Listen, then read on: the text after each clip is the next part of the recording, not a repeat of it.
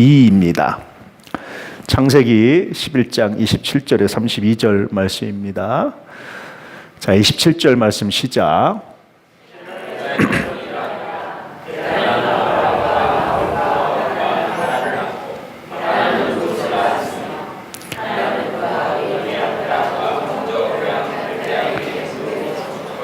예, 데라의 족보에 대해서 나옵니다. 데라가 누구죠? 데라? 아브라함의 아버지예요. 왜 아브라함의 아버지를 갑자기 따로 떡 띄어서 얘기할까요? 전체 족보를 얘기하고 셈 자손의 족보를 얘기하고 다시 또 데라의 족보를 또 다시 이제 구체적으로 말하는 겁니다. 왜 그럴까요? 이제 성소의 족보는 인류 전체를 기술하는 데 의미를 갖지 않아요. 어떤 의미를 갖습니까? 하나님의 언약의 백성들, 믿음의 백성들을 추려서 기술하는 데 관심을 갖습니다. 그래서 그 중에 데라의 족보가 중요해요.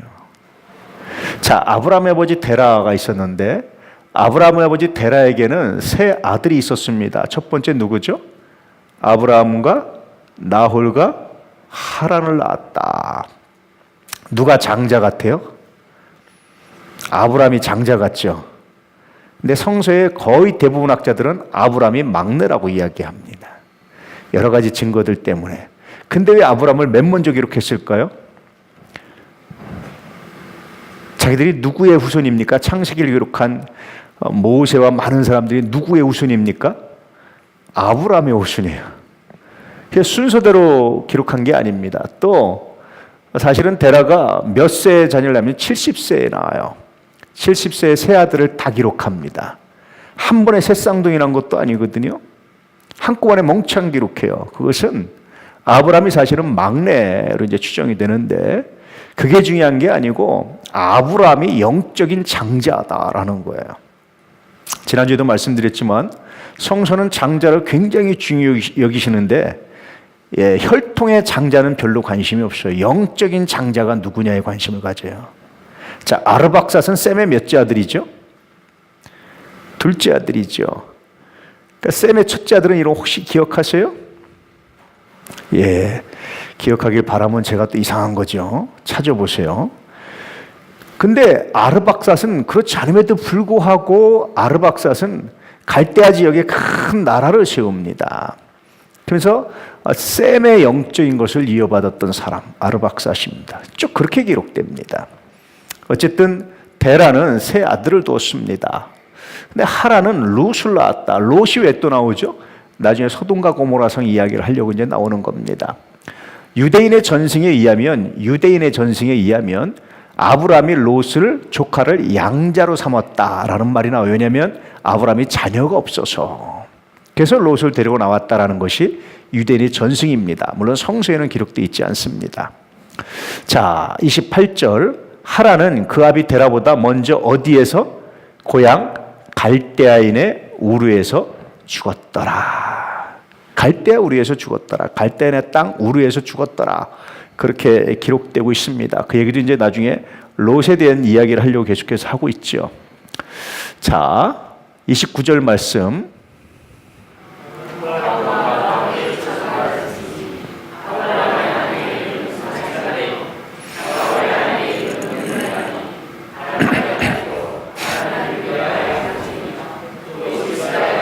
예. 이때는 여러분 인구가 많지 않아서 대부분 근친 결혼을 했어요.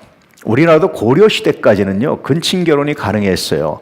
엄마만 다르면 결혼이 가능했어요. 이복 형제들까지는. 그래서 고려 시대의 왕들도 이복 형제들이 결혼을 수없이 많이 합니다. 고려 시대까지 그랬어요. 조선 시대 들어오면서 우리가 근대 국가 형태를 내면서 이제 그걸 절제시키고 또 유교 성리학 사상이 들어오면서 많이 이제 제한시켰지만 고려 시대까지는 안 그랬어요. 물론 뭐 재혼도 굉장히 많았고요.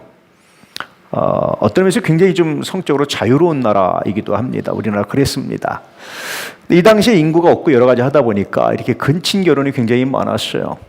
아브람과 나홀이 장가들었다. 아브람의 아내 이름은 뭡니까? 사레다. 근데 유대인의 전승에 의하면 이 사레가 누구냐? 이스가가 바로 사레다. 이렇게까지 얘기합니다. 근데 이러면 조금 좀 이상하지요.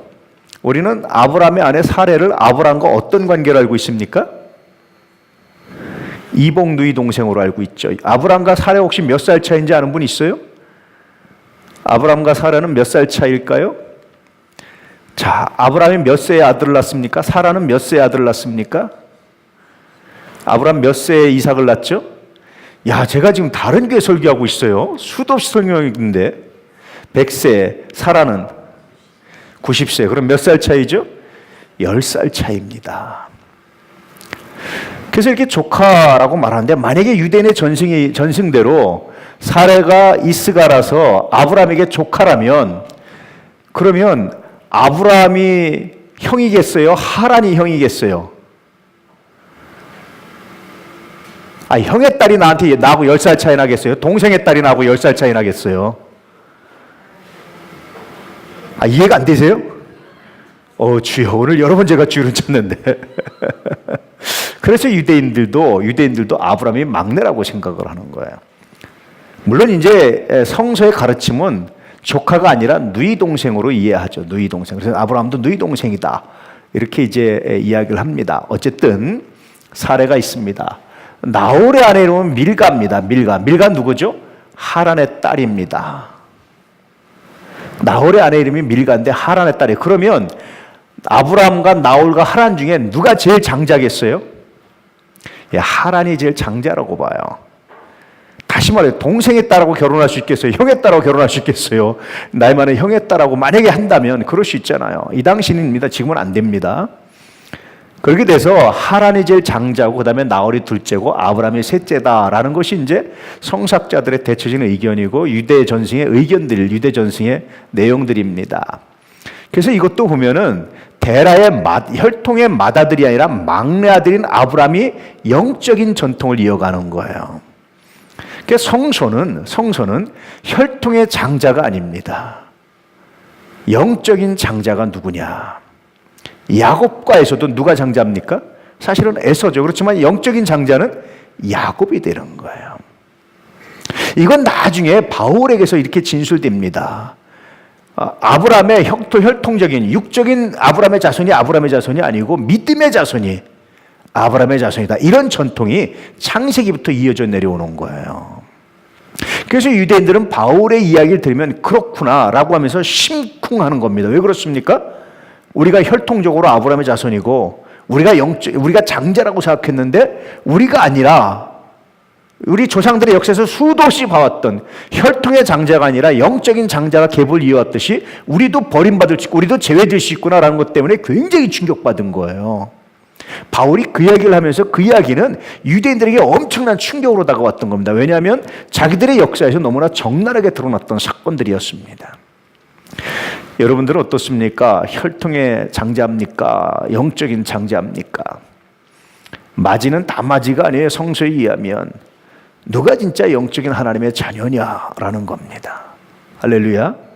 믿음을 지킨다라는 것이 부모가 간직한 믿음을 이어받는다는 것이 그래서 얼마나 중요한 건지 몰라요. 아무리 장자, 장녀 그래도 부모가 가진 믿음을 이어받지 않으면 장자 계열에서 제외되는 겁니다. 나중에 하나님은 실제적으로 복을 주시는데 장자 계열을 통해서 이루세요. 유대 전승에 의하면 유대인들의 습관이라든지 이런 습관은 장자는 유산을 2배로 받습니다. 장소는 2배 이상으로 받아요. 2배로 받아요. 단순히 그냥 장자권만 이어받는 것이 아니라 유산이나 실질적으로 삶에도 굉장히 많은 영향을 미쳐요. 그래서 여러분 장자권을 갖는 게 굉장히 중요합니다. 그것은 혈통이 아니라 믿음으로. 내가 단순히 먼저 태어났기 때문이 아니에요. 내가 아들로 태어났기 때문도 아닙니다. 누가 믿음을 가지고 있느냐에 따라서 달라지는 거예요. 이 당시 남자 중심이란 남자만 그렇게 했지만 현재 남녀 평등이 실현되는 시대는 남자만이 아들만이 아니에요, 여러분. 딸도 믿음을 이어받는 사람이 영적인 장자가 되는 거예요. 그러니까 믿음을 이어받고 믿음을 전수하고 이어줄 수 있는 은혜가 있기를 주의 이름으로 축복합니다. 할렐루야. 자, 그런데 이제 30절에 보니까 사례는 뭐 하지 못하죠?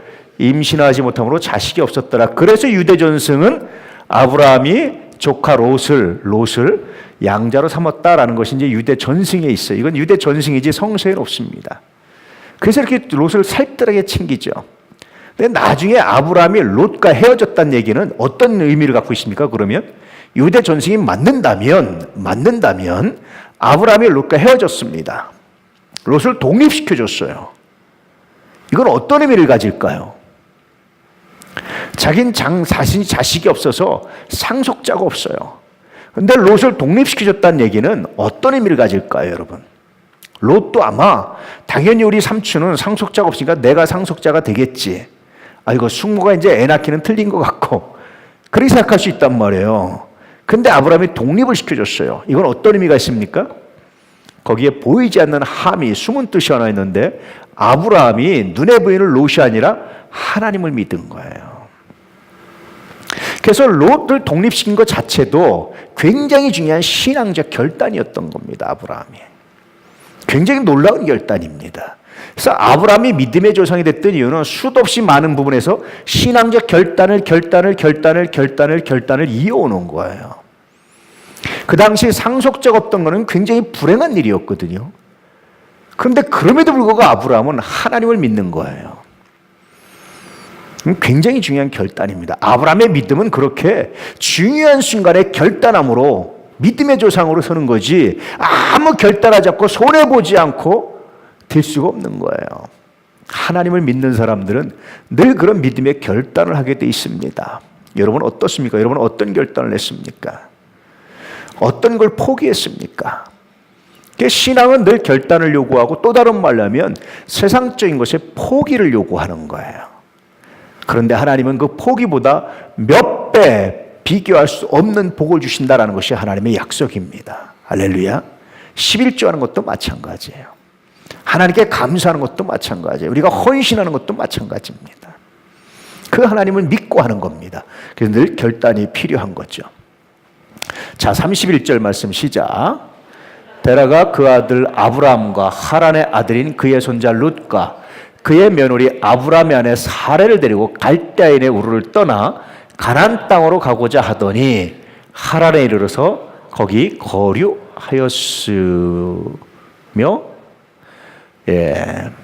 데라의 나이가 몇 세에 205세가 되어서 하란에서 죽었다. 이렇게 이제 기록되어 있죠. 이게 이제 아브라함의 이동 경로입니다. 갈대아 우르가 이쪽 지역입니다. 수메르 지역. 그리고 여기 이건 유프라테스 티그리스가 아니고 유프라테스 강이에요. 저는 이쪽 두 강을 가봤습니다. 굉장히 감동해요. 그냥 강물 하나에 갑자기 기사가 지나가다가 여기가 유프라테스 강입니다 하는데 밤에 지나갔거든요. 밤에. 그래서 그냥 비몽사전에 졸는데 깜짝 놀라서 깼어요. 그래서 내려가지고 차가 좀 지나오는데 그냥 뭐 하듯이 더 날려가가지고 강물을 뻔히 쳐다봤어요. 여기가 그렇게 유명한 강이구나. 물론 뭐 한강하고 별 차이가 없어요. 그런데 여기가 그렇게 유명한 강이구나. 이것 때문에 얼마나 감동해서 한참을 감동하고 있었어요. 이스라엘에서 야복강을 보거든요. 야복강. 야복강 하면 생각나는 사람이 누굽니까? 그건 아시죠? 생각나는 사람이 아브라함이시죠? 예, 할렐루야. 야곱이잖아요. 야복강에 가면 야곱이 그렇게 생각이 나요. 이 강에 가면 그렇습니다. 어쨌든 이 염수거든요. 이 민물과 이 바닷물이 만나는 이 지역을 에리도라고 해요. 에리도. 그래서 지난주도 말씀드렸지만 이쪽 중동 지역의 이쪽 문화권이 에리도가 천국을 상징한다고, 천국같이 아름다운 곳이다. 그러니까 이 지역이 가장 아름다운 곳이고 사람들이 소망하는 땅입니다. 그래서 이 땅을 셈족이 차지하고 있었는데 특히 셈의 아들 아르박삿이 이쪽 지역에 나라를 지고 왕이 돼 있었는데 그 자손들이 누가 이쪽 지역에서 와서 이걸 점령해 버리죠? 누구라고 그랬습니까? 함의 자손? 니무롯이라고 했죠. 니무롯. 그게 자꾸 잊어버리실 거예요. 지난주에 한 얘기인데. 니무롯이 여기 이제 점령해서 다 왔습니다. 그러자 셈의 자손들이 결단을 하는 거죠. 니무롯의 수하에 들어가서 현실에 타협하고 사느냐 아니면 신앙의 자유를 찾아서 떠나느냐. 그래서 누구 때 나눠졌다고 그랬죠? 벨렉 때 나눠졌다고 그랬죠. 그래서 일부가 신앙의 자유를 찾아서 남아라비아로 이동을 합니다. 이해되시죠? 이쪽 지역으로 이동을 해서 살아. 이게 신앙의 자유를 찾아서 척박한 땅으로, 사막을 지나 척박한 땅으로 가는 거예요. 그런데 이 지역에 남아있던 사람들은 그럼 어떤 사람들이에요? 거기에 순응하고 살았던 사람이에요. 그래서 성소는 데라를 어떤 사람으로 묘사하냐면 이렇게 묘사합니다. 시작.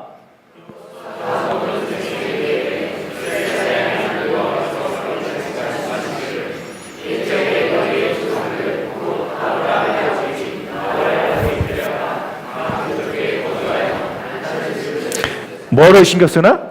다르실. 강 저쪽은 갈대아 우르를 말하는 거예요. 그래서 데라가 우상 숭배를 하고 심지어 유대 전승에 의하면 우상을 만드는 직업을 가지고 있었다 그럽니다. 유대 전승을 하나 더 말씀드리면 그때 아브라함이 어린 시절에 아버지가 만든 우상을 다 부셔버렸대. 이렇게 아버지가 화가 나가지고 이거 누가 부셨냐고. 그랬더니 그 중에 제일 센 우상 얘기를 하면서 저게 부셨다고.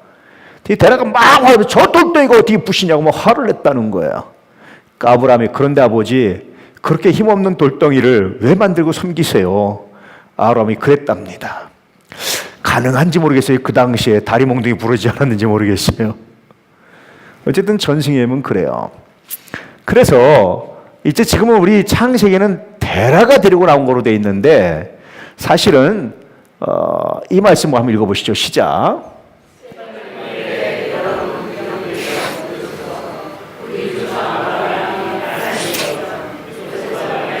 이게 갈대아 우르를 얘기하는 거예요.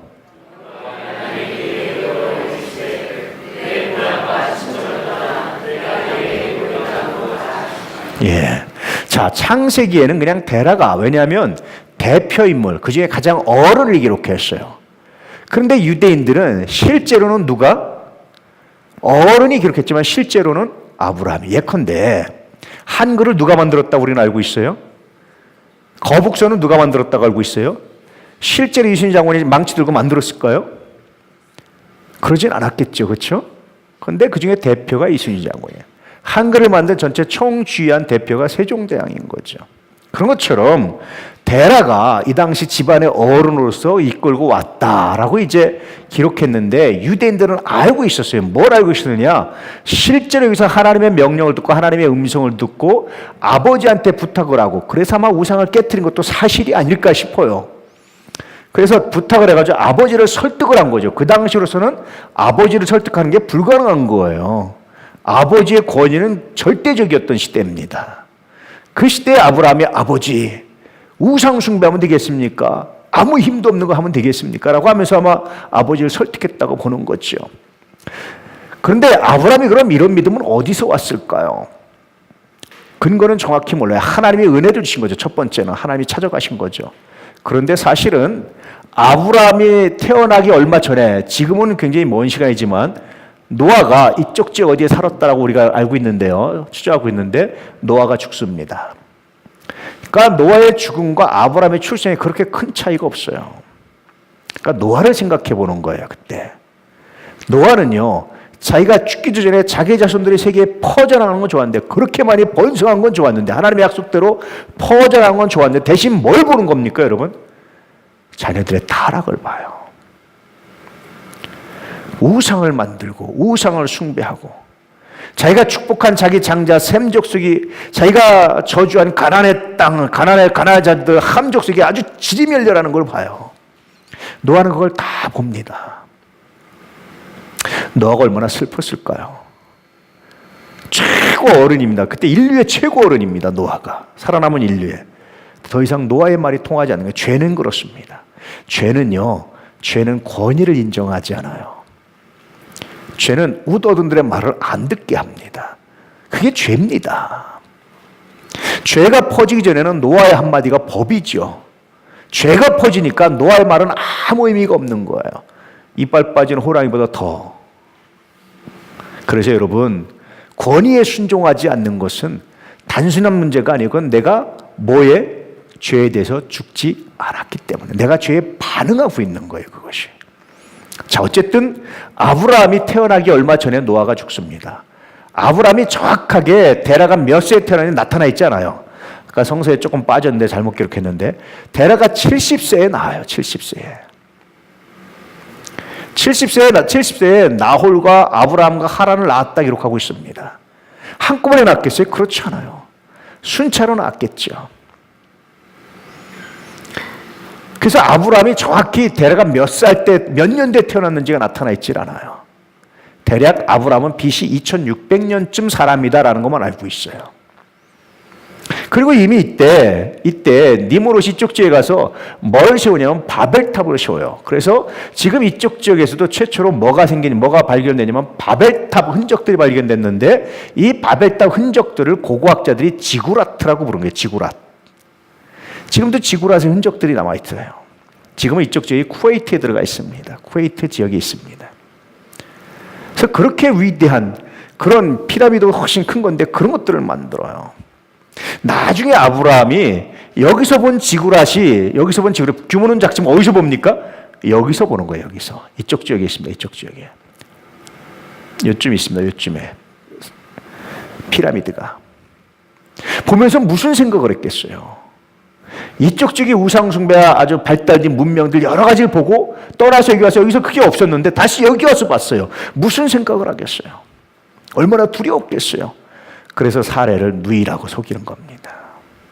이쪽에 타락한 문화를 봐서 무자비하게 사람을 죽이는 문화를 보고 봤는데 비슷한 게 있는 거예요. 그래서 사례를 누나라고 미리 속이고 미리 이렇게 코가 꺾이는 일들이 일어날 수밖에 없었던 거예요. 어쨌든 아브라함이 여기서 하나님의 말씀을 듣습니다. 본토 친척 아비 집을 떠나서 내게 지시할 땅으로 가라라는 명령을 들어요. 그래서 아버지 데라를 설득하는 거예요. 아버지 데라도 굉장히 멋있는 사람입니다. 아들이 설득하니까 아들이 이야기지만 그 이야기를 듣는 거예요. 보통 아버지들은 어떻게 합니까? 네가 뭘 한다고 그래?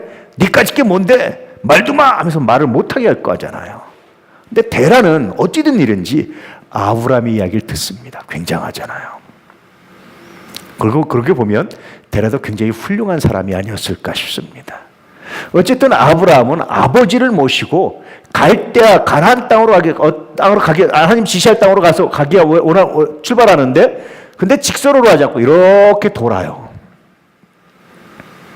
돌았는데 데라가 여기 와서 갑자기 길을 멈춰요. 더 이상은 못 가겠다. 아마도 제가 생각하기에 데라가 그나마 이쪽 쪽으로 이동한 것이 이쪽 쪽에 누가 살고 있는 겁니까? 노아가 살고 있기 때문에. 그런데 여기가 끝이 아니라 다시 떠난다고 그러니까 데라는 아마 거기서 난 더 이상 못 가겠다 아마 그랬을 겁니다. 그때 아브라함이 더 이상 데라의 뜻을 거스르지 않고 데라가 죽을 때까지 기다려요.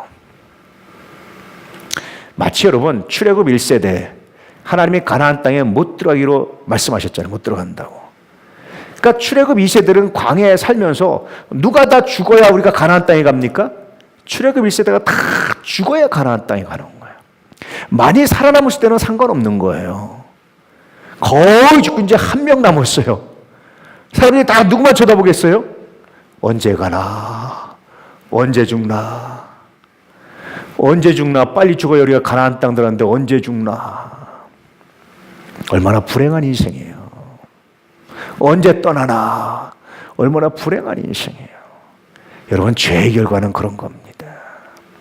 떠나면 안 되는데 가면 안 되는데 아주 안타깝고 애절하게 붙드는 인생이 아니라 언제 가나? 그래야 우리가 가나안 땅에 들어오는 이 고생을 끝나는데 얼마나 불쌍한 인생입니까? 데라 여기서 또 1차 출발은 잘했지만 여기서 떠나려고 하지 않을 때 어떻겠어요 마음이. 결국 데라가 죽고 나니까 하나님이 다시 아브라함에게 창세기 10장에서 또 다시 말씀하십니다. 본토 친척 아비 집을 떠나라. 본토 친척 아비 집을 떠나서 지시할 땅으로 가라. 이 말씀에 아브라함이 다시 순종하게 되는 겁니다. 결국은 이 믿음의 여정들이 나옵니까? 이게 믿음이 아니면 불가능한 거예요. 제가 늘 말씀드리지만 이 땅 굉장히 좋은 천국 같은 땅입니다. 여기 비해서 하란은요. 이게 천국 같다면 이것은 정말 척박하고 안 좋은 땅이에요. 근데 하란 땅 저도 가봤거든요. 하란. 여기보다는 훨씬 좋습니다. 하란이. 비옥합니다. 생각해 보세요. 하나님의 약속이 땅인데 육체적으로 육체 눈으로 보면 좋은 땅에서 좀 안 좋은 땅, 안 좋은 땅에서 더 안 좋은 땅으로 오는 거예요. 육체의 눈으로 보면 하나님의 약속인데 분명히 하나님의 약속하신 곳으로 왔는데 왜 더 안 좋은 곳으로 올까요? 나중에 출애굽도 마찬가지라고 그랬죠. 이스라엘 백성들이 애굽에 산 동네가 이 동네입니다. 고센 땅, 고센 지역. 이 땅이 지금 이렇게 큰 게 2개밖에 없지만 이 나일강이 흘러와가 여기서요 쫙 퍼져요 이렇게. 그래서 이걸 델타 삼각주라고 그러잖아요. 쫙 이렇게 퍼집니다. 이렇게. 그러니 물이 얼마나 풍부하겠어요. 성소이면 저 땅에 농사 지을 때 뭐로 물을 댑니까? 발로 물대게 할 정도로. 발로 그냥 이렇게 툭 치면 물이 들어올 정도로. 그렇게 물이 풍부해요. 햇빛도 풍부해요. 얼마나 곡식이나 과일이 맑고 달고 맛있었겠어요. 제가 몇 번 얘기했죠. 이 땅에서 먹었던 과일이 얼마나 맛있었는지 그냥 시장에 샀는데, 망태기로 샀는데 못 먹어봤어요. 이거 제가 미국 가서도 뭐 유럽도 가봤는데 못 먹어봤어요. 이렇게 맛있는 과일을. 이 땅이에요. 이 땅인데, 그래서 이스라엘 백성들이 그렇게 불평했던 거예요. 이 땅에 비하면 여기 가나안 땅은요, 이건 땅도 아니에요. 땅도 아니에요. 그래서 유대인들이 불평할 수밖에 없었어요. 가나안 땅을 봐도. 큰 포도송이 들고 정탐꾼들이 와서 얘기해도 나머지 10정탐꾼이, 여호수아 갈렙 제외 10정탐꾼이 단순히 이쪽 지역의 족속들이 강대하고 뭐 이것만이 아니고 실망할 수밖에 없는 거예요. 왜냐하면 여기에 비하면. 왜 근데 그렇게 하나님의 약속의 땅을 말씀하셨을까요?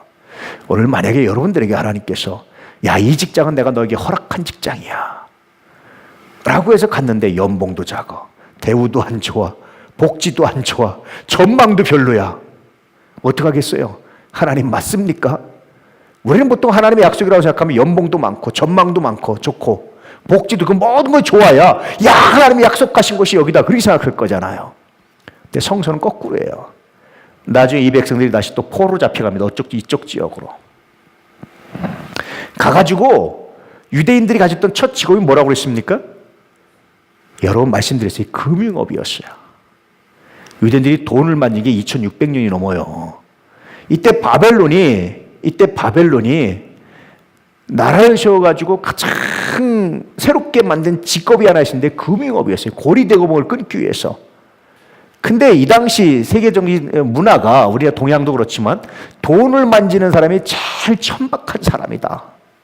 그래서 옛날에 우리나라 조선시대도 계급을 나눴죠. 사, 농, 공, 마지막에 상. 장사치가 제일 천하다고, 돈 계산하고 돈 계산에 사람 속이기에 제일 천하다고 생각했어요. 지금은 상사 뭐 이렇게 되는 거죠. 거꾸로.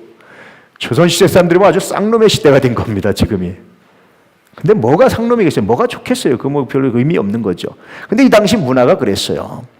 그래서 돈을 맡겨야 되는데 아무나 못 맡기니까 포로 잡은 백성 중에 제일 똑똑한 백성을 찾았는데 그게 유대인들이었어요.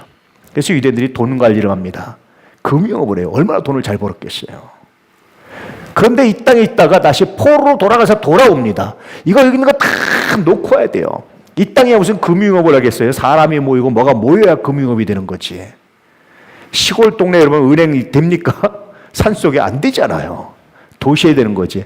근데 유대인들이 이걸 포기하고 돌아왔다는 것은요, 굉장히 놀라워요. 그래서 포로로 돌아온 사람들의 명단을 성경에 기록하는 거예요. 숫자를 기록하고. 약속이 그래요, 약속이. 여러분, 다시 묻습니다. 여러분이 하나님께서 약속하셔서 너 이거 해, 내가 이게 내 뜻이라고 갔어요. 갔는데 손해 엄청나요. 연봉도 왕창 깎이고 복지도 왕창 깎이고 전망도 별로 안 좋고 뭐라고 그러겠어요. 신앙이 여기 있어요. 그런데 믿음의 사람들은 순종하고 오는 거예요. 순종하고 다시 여기서 포기하고 오고. 이게 믿음의 역사예요. 지금도 유대인들이 다시 유대 땅으로 돌아가기 위해서 노력하거든요. 이러려면요, 굉장히 많은 걸 포기해야 되는 거예요. 유대인들이 머리 좋아서 다 잘 살거든요. 자기네 유대인들끼리 조직이 있어요. 조직이. 서로 도와줍니다. 누가 동네 오면. 다 포기하고 여길 돌아가는 거예요. 지금도 유대인들은 그런 역사를 만들어내요. 왜냐하면 하나님의 약속의 땅이기 때문에.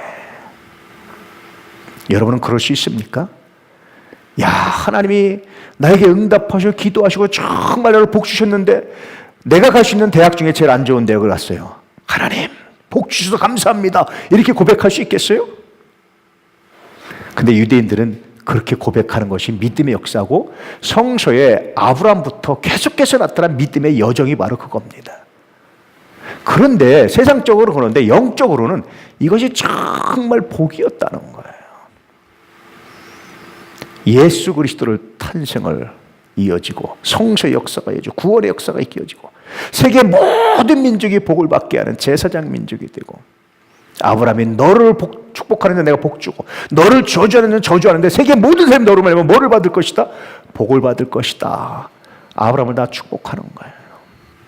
세계 모든 사람이 축복받는 사람이 되는 거예요. 얼마나 행복합니까, 여러분? 돈 많이 버는데 세계 모든 사람이 저주받는 사람이 아니라 세계 모든 사람이 축복하는 사람.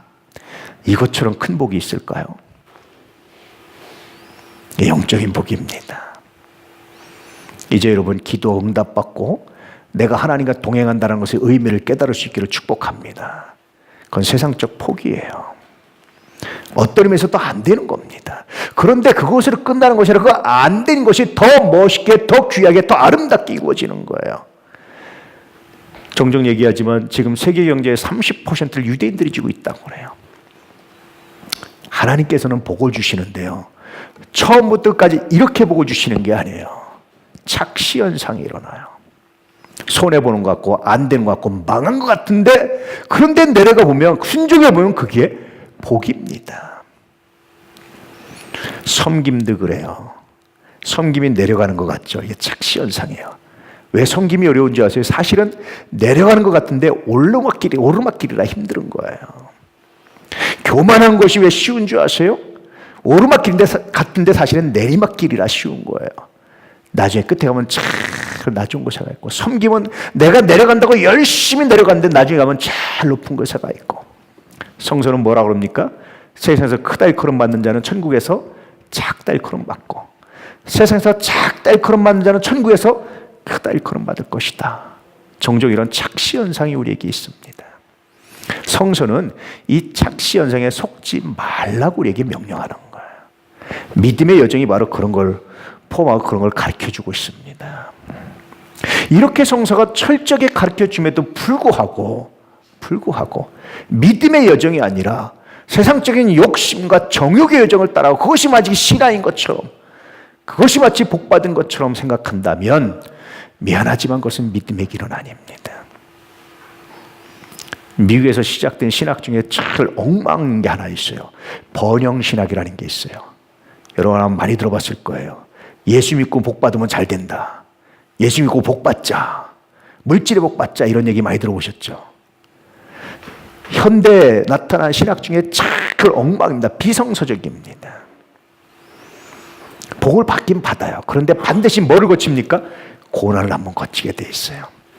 이 고난을 믿음으로 감사할 때 그 믿음의 열매로서 주시는 것이지, 복을 주셔도 어떤 사람은 세상에서도 받고 어떤 사람은 천국 가서 받고 등등등 다르지만 이게 믿음의 여정이고 신앙의 여정이에요. 제가 굳이 지도를 다시 보여드리는 것이 이런 믿음의 여정을 설명드리려고 그러는 겁니다. 다 그랬습니다. 아브라함도 그랬고 출애굽할 때도 그렇고 포로로 돌아올 때도 그렇고 지금도 마찬가지고 이스라엘 백성들은.